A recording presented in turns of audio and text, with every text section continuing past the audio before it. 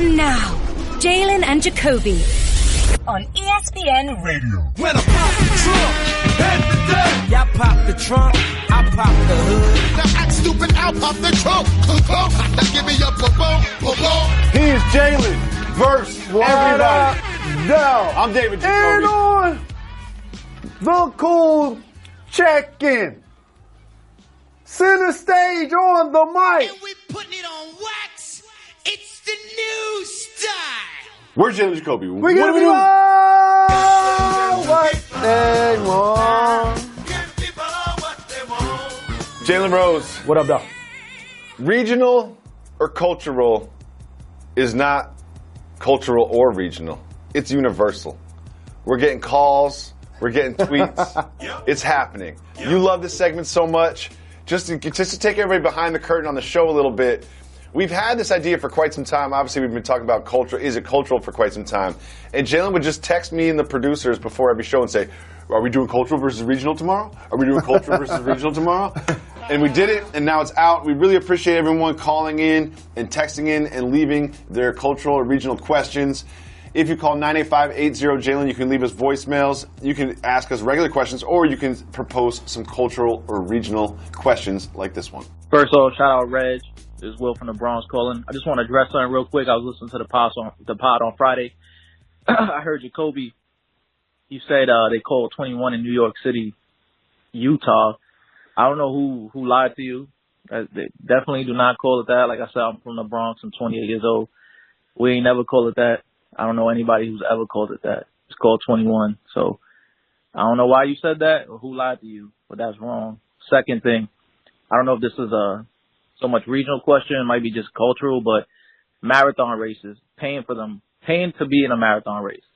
I've done it once, but I didn't want to. But it was for a good cause. But is that cultural? Is that regional? Holler at me. Let me know. Keep giving the people what they want. Later.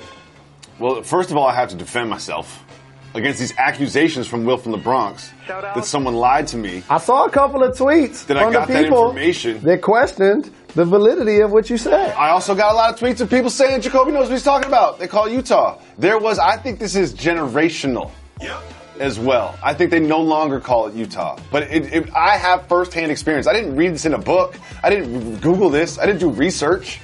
Firsthand experience. You were actually standing on the court with gym shoes on in Brooklyn, and people saying, "Do you want to play Utah?" That's what happened. This is not something that you read about. I get fired up about these things because people also tell me that my opinions can't be right or something. And also trying to treat you like you're a culture vulture. Yeah, exactly. Like, I don't Google these things. You know, I got this from firsthand experience. It might be a borough thing too. It might just be Brooklyn, but who knows?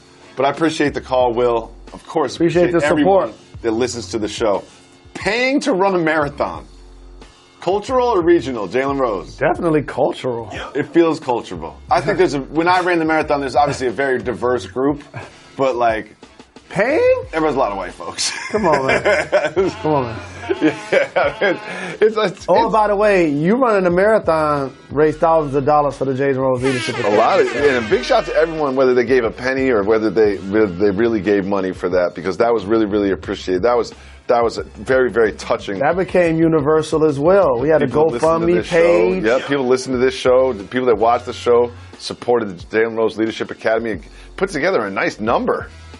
They made me feel like I really got to run this now, huh? That was one of the reasons that we did all that whole fundraising thing. Was just to make sure I did it. I don't know if I'll be running another marathon. My knees I didn't play basketball well for like 6 months afterwards. Yeah, your body, the lower extremities didn't take that so well. But you finished the race. Yeah. Harlan and I were standing right there. He finished the race. I finished the race. Thank you so much, Will, in the Bronx, for calling in. Let's listen to another regional or cultural call. Yo, what's up, Jalen and Jacoby? It's Tyler. It's from Atlanta, Georgia. I have a cultural or regional question. This is a good one. This one's going to really make you think. Barbecues, are they cultural or are they regional? You guys let me know. All right, appreciate it. Have a good one. Barbecues, cultural or regional? I'm going universal. Universal. Because the barbecue will change depending on cultural and region. Well, what's really cultural and region is the sides. Yes. You will not barbecue get collard greens. is universal. You will not get collard greens if you are at a barbecue in Massachusetts.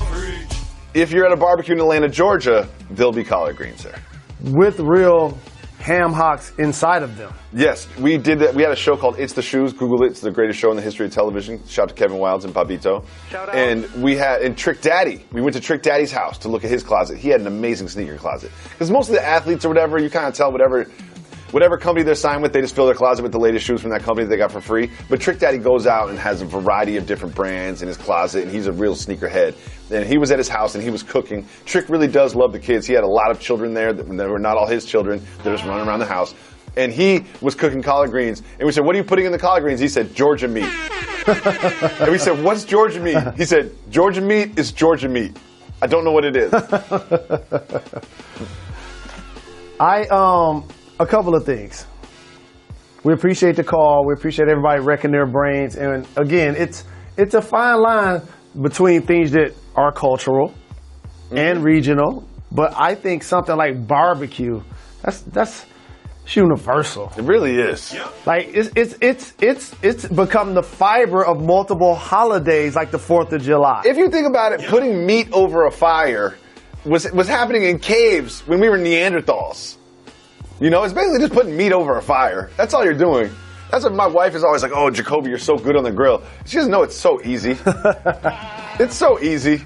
You know what I mean? There's nuance to it, but let's be honest. As long as you get the timing right, you're fine. Yep. You're fine. And really, I just like to be on the grill so I can be outside away from the kids. Well, what I like to do nowadays is be on Netflix, and you touched something when you shouted K-Man Wilds and Bobito. I watched the Stretch and Bobito show on Netflix, and I love it. I've watched it multiple times. You know how I get? I want to make sure I know frame by frame. Shout out to Bobito. He's got a new, he's got like a documentary about himself, like a bio documentary that he's making, and he's getting money for that. Good. How about they played the entire Illmatic album before it came out? So if you were listening, to college radio at 4 in the morning, you could have had the whole Illmatic album before everybody else. That is if you don't know, if you're younger, because the Bobito show is generational. Yep. If you're younger and just Google Stretch and Bobito, and learn up on that, because I used to spend many nights pushing play and record. And going back to sleep, the tape would flip, you stops, you have to wake up, flip the tape, push play and record again, and then just spend the next day trying to see what you missed. No question about it. Jay in the studio unsigned, spitting bars with Big L. Not for real. Bars! Bars. You guys hear me say that on this program, okay. But these are ultimate. I'm going to say it one more time. Bars! If you ain't never heard the freestyle of Jay-Z and Big L on Stretch and Bobito. Thank you guys so much for the calls. We always appreciate those. We're really excited about the draft. Of course, we'll give you more draft coverage as we move forward. Right now, it's time to give the people what they want.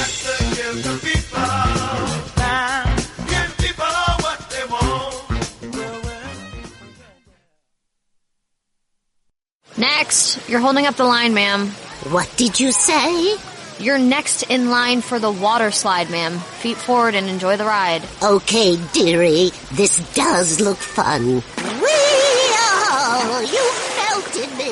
I've melted. The Wicked Witch of the West on a water slide? Surprising. What's not surprising? How much you could save by switching to Geico. See what you've done. Oh! Geico. 15 minutes could save you 15% or more. So we've got the NBA draft this week. We're 72 hours away from the NBA draft.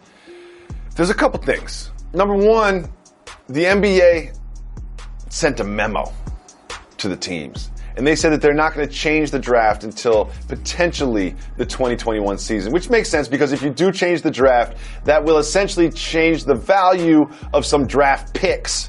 So if you traded for the 2020 pick and they changed the draft eligibility rules, that could change the value of that pick. So they don't want to deal with changing the value of current deals that are in place, but they're letting everybody know, look, if you're making trades or you're making deals for picks in 2021, it might be different. Do you expect the end of the one and done rule in 2021? I do. I've never been a fan of the rule. I understood that the spirit of the rule was only instituted to protect teams from themselves. they wanted to use their farm system, the NCAA, as an opportunity to evaluate players for 1 year, see them coached up, whatever situation they end up signing to go with, and then now they can have a better assessment of that player a year later after he's played 1 year in college.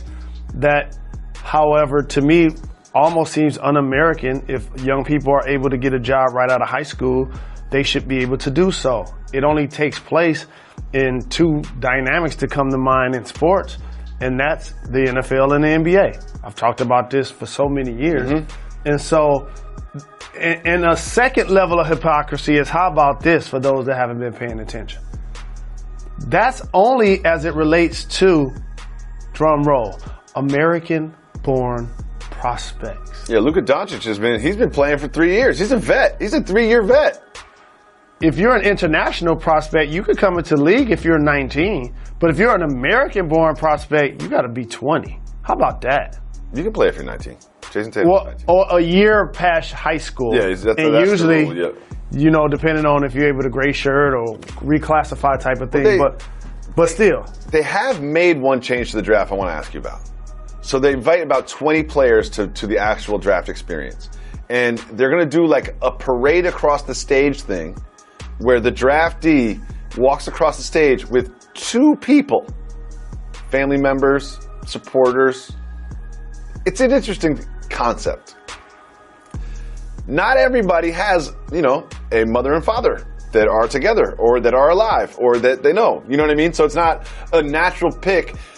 I have a lot of questions about this, but number one, just what's your reaction when you hear this? My first reaction is the NBA continues to be the most progressive professional sport that we have, which is why it's trending so well with, you know, young fans not only watching the games on television, but buying the jersey, patronizing the players, and supporting the product, but also online, social media. They're just crushing it. And this humanizes you as a league, because now instead of just seeing the prospect almost like, I guess, a swan that's floating on water, a lot of times you're going to see the legs churning underneath. You know, it's the families and friends and the coaches. And yes, there's going to be some hurt feelings. There is. It's hard. There's another angle, too. It's like there's going to be somebody who expected to be one of those two that is not. But that's going to represent, you know, few and far between versus the upside of just being a league that's going to put that visual out there for public consumption. It's a terrific idea. It is a good idea, and you're also going to get a lot of nice storylines. You'll be like, oh, you know, here's David Jacoby and his mother, and that person with him is a young child that he mentors at the high school. Like, there'll be all kinds of nice stories about it, too. Because if you were to tell me at 18 I had to pick 2, I don't even know who I would go with. I mean, Mom Dukes would be there. Maybe is my football coach? Like, I don't know who the second person would be. This is why there's going to be some hurt feelings. And let me just tell you this. Oh, let me say one thing first, Jalen Rose. This is for I know everybody going into the league listens to this show every single day. Don't bring your girlfriend. Don't bring your girlfriend. You don't want that on wax forever. That relationship might not. Let me just a little news for everybody. Your girlfriend when you're 18 or 19 years old doesn't always end up being forever. Nope. So maybe you don't want that on wax forever for your draft night experience. Well said. That's probably some of the best advice you've given on this program. No, spice drawer. And the other thing I would say is, and not to like just think about what can go wrong here, because I think 99.9% of this is terrific for the game, and it's an amazing job. I continue to be amazed at the terrific job Adam Silver is doing as the leader of the NBA. But if you come from a broken home, in particular where your parents aren't together or there's been some hard feelings within the family, you know, everybody's family dynamic is different. Now all of a sudden when it's time to choose, you know, the person or people that get left out, there's going to be some feelings, and or there may create some awkward situations for people that are up there for public consumption that aren't necessarily seeing eye to eye personally. Yes. Yep. Yes, I'm glad they're doing it because it humanizes them. It gives you a little backstory. You learn more about these people as people and not just basketball players. Because the whole night, all you hear is, "Oh, they can't post up," or "They don't play defense," or this or that. It's just nice to see them as human beings.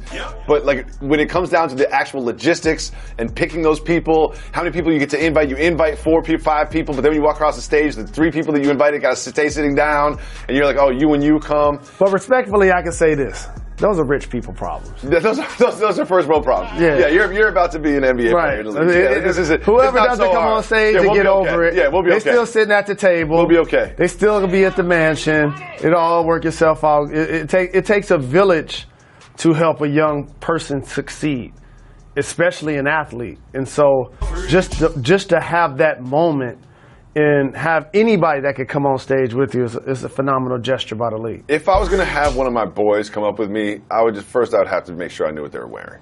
You know what I mean? I'd just be like, you're going to know what they're wearing. Y'all choreographed. Yeah, like, what are you going to wear? You know what I mean? I can't have you wearing something ignorant, you know what I mean? Trying to get your clothing line out there or whatever. But here's what people can't do. Don't be the person that's trying to clown whoever's on stage with somebody else. What do you mean? People are going to be trying to clown certain people's shoes and outfits. Oh, that's me. That's what I do. And try to body shame and talk about their point hair. Of the draft. That's what I do. You never watched the draft with me before? No. That's all I do. No. All I do is clown everybody's outfit. That's all I do. You've been working. That's why. I'm sitting at home with an adult beverage. To everyone else, it's breaking news. To Jalen and Jacoby listeners, it's broken. Well, there was some big news that dropped about Kawhi Leonard on Friday. But for Jalen and Jacoby listeners and watchers, it was broken news. Because here is Jalen Rose in January on First Take. I hate to say this. Kawhi Leonard wants out of San Antonio, is what I'm hearing. And the reason why is tenfold. One is they've been unable to attract elite level, all NBA caliber free agents to come play with him. So Jalen, they left off the second part. They misdiagnosed his injury. If you start coming to the production meetings before the show, you can start complaining about the show. Okay, that's the policy around here. Okay. So there's the free agency thing, and there's also the injury. But based on this news on Friday, why, in your opinion, does Kawhi Leonard no longer want to play for the San Antonio Spurs? Because ultimately, I think they've gone too far apart to reel the relationship back in. And I could just point out a few things that came to mind as I was watching that. Oh, please do. When I talked about that on January 23rd. Please do, Mr. Rose. You know, the great thing about people that follow our program is we're not trying to be at the bottom of the ticker. And so when things get said into microphones on this program, they have heavy intel. And so to penetrate the Spurs way, trust me, it was like getting into Fort Knox. Okay. It truly was. So when you have people then coming out later was like, how could he know? He's not around every day. Like this was a big deal. And you're talking about one of the top players in the game.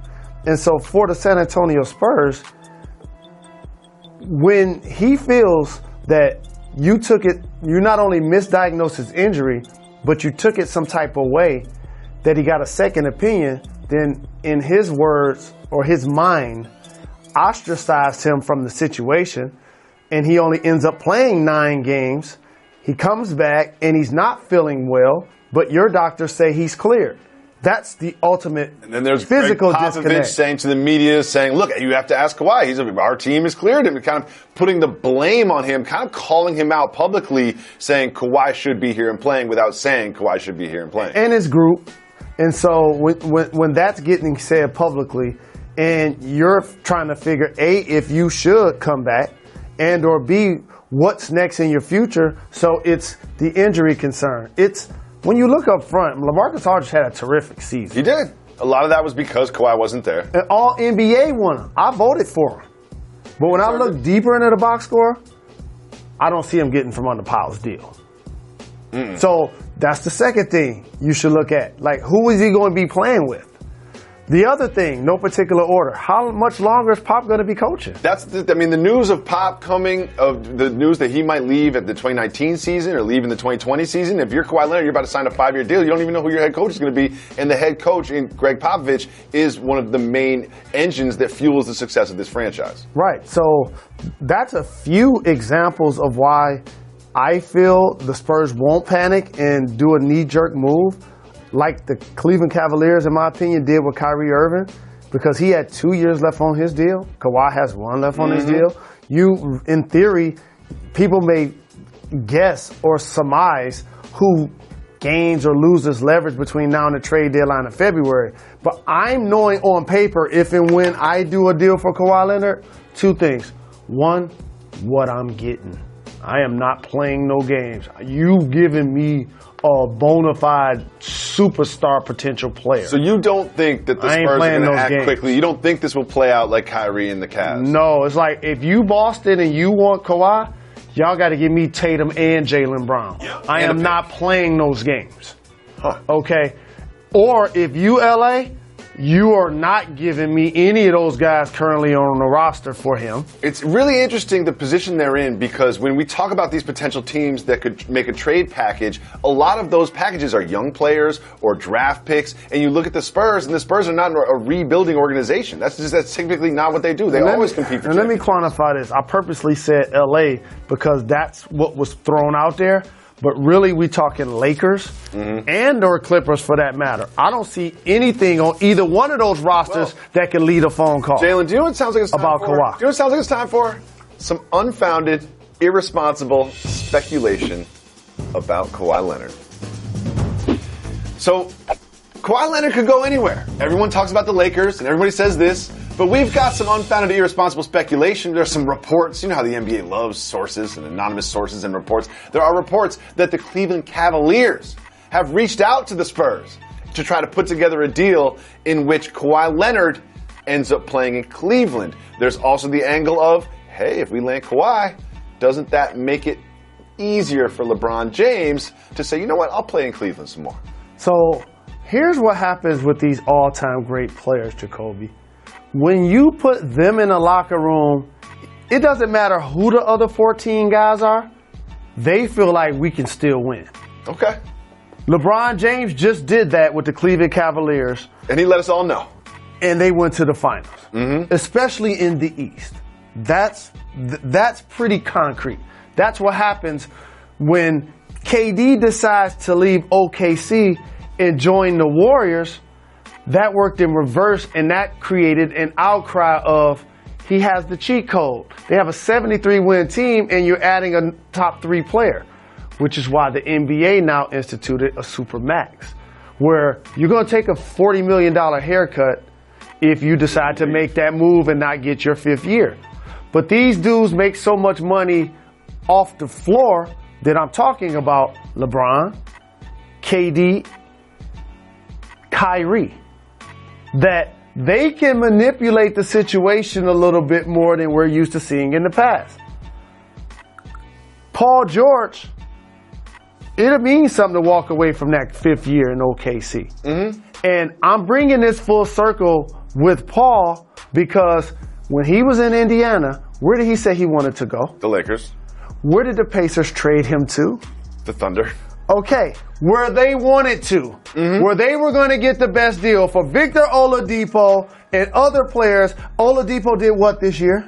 All-Star. Okay, so I know Paul wants to go to LA, but I'm trading him to OKC. But it's more. So now that people are going to say, if you OKC, why would you trade for him knowing he could walk? Just like Kawhi. If you're said team Cavs, if you could trade for him while he can walk. Because of what I just said about great players.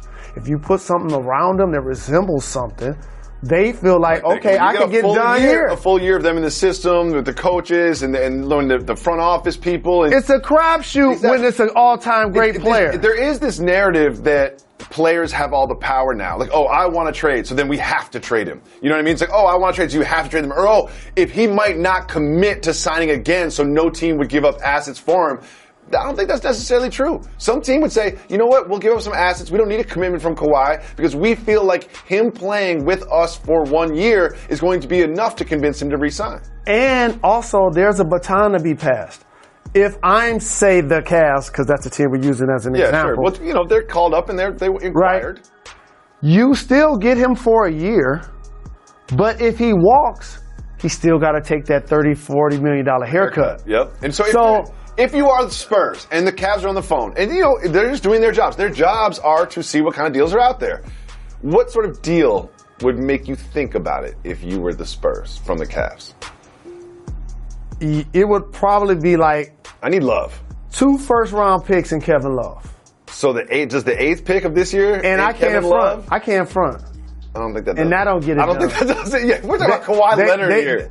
See, this is my point. Pau Gasol and Kevin Love is going to be your front court? If I'm getting what I want, the only team that had access to talk to me is Boston. I look at the Lakers and I look at the Cavs because these are teams that we're talking about because one has LeBron James and the other one has Magic Johnson making phone calls and they had 2 max deals. I don't think they have the assets to truly holler at me and get Kawhi Leonard off my squad. Yeah.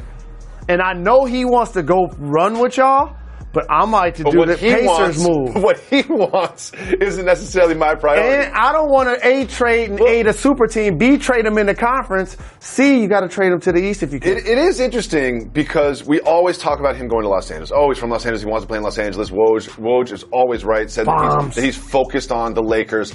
But there's this report that neither the Lakers nor the Clippers have even started trade discussion with the Spurs. And there's a report that there is concern about his injury, sort of like with Isaiah Thomas. Like, do we want to trade for somebody whose injury, this was a serious injury, he missed, 73 games last year and the playoffs, didn't even show up for the playoffs. Let me say you some breath you might need in 75 years. Okay. 75? Yeah. That's a long time. 115. Absolutely. I don't know if I'm going to live that long. They don't care about Kawhi's injury history. Both of those teams will take him in a heartbeat. So you don't think that even crosses GM's minds when they're putting together a package? Not How come they haven't reached out? How come they haven't called to say, hey, we've got some picks, we've got some assets? A conversation, it takes 2 people to engage. Mm-hmm. 29 teams have probably reached out to the Spurs. Maybe they ain't talking to them. That's different. Interesting. So we do live reads for our sponsors, and we love our sponsors here at the Jalen and Jacoby podcast. This one makes me feel a little sensitive because I feel like the people at 4 Hymns watched the television show and said, it looks like Jacoby is just starting to go bald. It looks like it's just starting to happen for him. And that he is the perfect spokesperson for 4Hymns.com. 66% of men lose their hair by age 35. And when you look at yourself, and when I look at myself, and I look at old pictures of myself, I say, I'm creeping back in the corners. I am now just starting to lose my hair. Something I didn't think was going to happen to me. They always say, like, oh, look at the men on your mother's side of the family. All the men on my mother's side of the family have very full heads of hair. Well, guess what? I'm starting to creep back in the corners. Well, there's a solution. 4Hymns.com is the one-stop shop for hair loss, skin care, and sexual wellness for men. And what they have is well-known generic equivalents to name-brand prescriptions that will help you keep your hair. Everything is FDA approved. No waiting room, no doctor visits, no surgeries, nothing crazy. You just go to 4Hymns.com. If you're starting to feel like perhaps it's starting to happen to you, go to 4Hymns.com. Because what they do is they have real before and after Instagram photos by actual clients that prove exactly what this treatment can do for you. Go now to 4Hymns.com. That's 4Hymns.com/J&J. And you can get a trial month of Hymns for just $5 today, right now, while the surprise lasts. It would cost hundreds of dollars if you went to see a doctor or a pharmacy. Go to 4Hymns.com/J&J. 4Hymns.com/J&J. You want to start fighting the creeping in the corners early. So you want to go to 4Hymns.com/J&J today. Start that free trial month for just $5. Jalen Rose, about LeBron and where he's going to go. There's been a lot of speculation. What do you say? I need a necklace. You need a necklace? Yeah.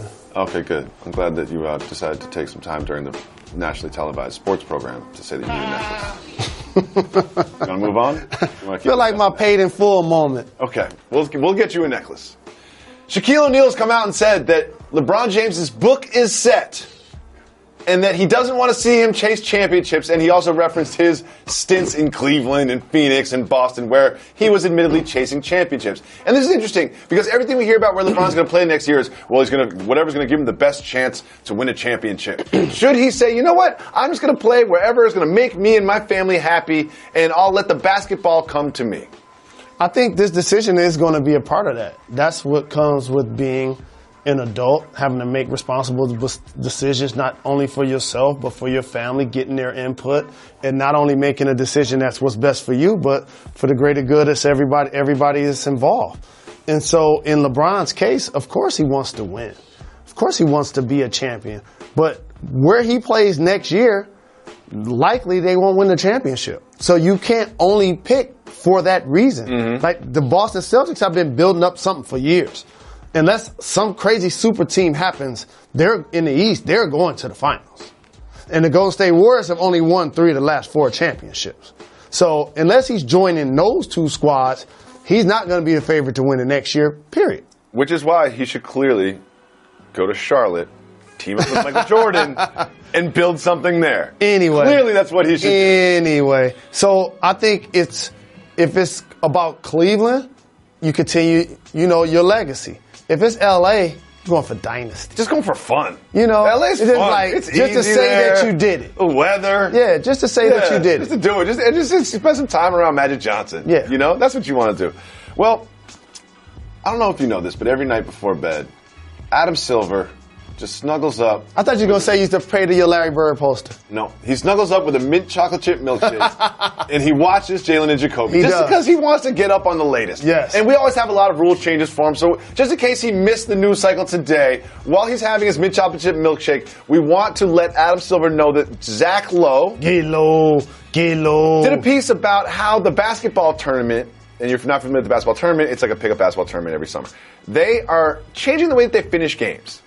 To simplify this, essentially, with 4 minutes left at the first dead ball, they have a target score that will end the game. The winning team plus 7 points, that will be the target score, like a pickup game. The first team to get to that score wins the game. Jalen, let me say this. While, admittedly, this is not a perfect proposal, there is a problem with all of the intentional fouling and the stop and start that happens in the NBA. What do you think of this proposal? And I can already tell by your face that you're not a big fan. So you mean, let me get this right. Okay. It's 4 minutes to go in a basketball game, and you only giving us 7 more points. No. So you understand it. If it's 90 to 94, in the first stoppage of play with 4 minutes left, they say, okay, the target score is now 101. The first team to 101 wins. Y'all score 7, you win. If we score 11, we win. The reason why I don't like the idea is exactly for what you just said. As a fan, there is a chance where the losing team in a 4-minute period can score over 11 points, and the winning team can actually score more than 7. So why put an umbrella on the number of points that can be scored when offense is what people are paying to see? Okay, offense is what people are paying to see. You know what people are not paying to see? Intentional foul, go to the free throw line, make 1 of 2, go down, miss a shot, another intentional foul, go to the free throw line, and then a timeout to advance the ball, and then another intentional foul. And sometimes it takes so long, and it's just boring. Is that why people are watching NBA basketball 20% more this year? No. They didn't change the foul rule. And here's what happened. Guys got to get better. DeAndre Jordan shot better. Andre Drummond shot better. And their teams in the lottery. Well, listen. So based on that, it didn't change the game much. Those guys improved. That's what you want to see. I like this a little bit just because I love pickup basketball so much. But I would love if they're going to start trying stuff in pickup basketball. Let's just have one G League game where they call their own fouls. I would love that more than anything. Let's check it up at the top of the key. This isn't the only thing that you can take from pickup and try to implement into the NBA. Moving on, the Sporting News had a report I found interesting. They're reporting that Jimmy Butler and Andrew Wiggins didn't always see eye to eye this season, and Butler was concerned about Wiggins' work ethic and his approach on the defensive end. Seems like you hear these things about the Minnesota Timberwolves from time to time. Do you think this core that they have built together to compete for a championship in the Western Conference is going to stay together for the long term? No, it's fractured. And I would almost basically put on wax between Karl Anthony Towns and or Wiggins. They could probably see a change of scenery between now and training camp. Wait, say that again, please, sir. Wait, what did you say? I would be shocked if Karl Anthony Towns and Wiggins both show up in Minnesota Timberwolves training camp this year. This year. So you're saying in the next 3 months, you expect Wiggins or Towns to be moved? I do. And I like both of them as prospects. If I'm Minnesota, I don't trade Karl Anthony Towns. I think he's that 2010-2 guy that represents the new era of basketball in the game, that can still shoot the three, that can still make a play off the bounce. Of course. So I don't move him. But when I see he and Booker googly-eyeing each other back and forth in Phoenix on Twitter, it lets me know that if he found a change of scenery, it wouldn't be the worst thing for him. And when I now hear what Jimmy Butler has to say about Wiggins publicly, and you know he's lock in step with Coach Tibbs. Of course. So of course. When that's being discussed prior to the draft, it's them basically letting the league know. And this is how it works.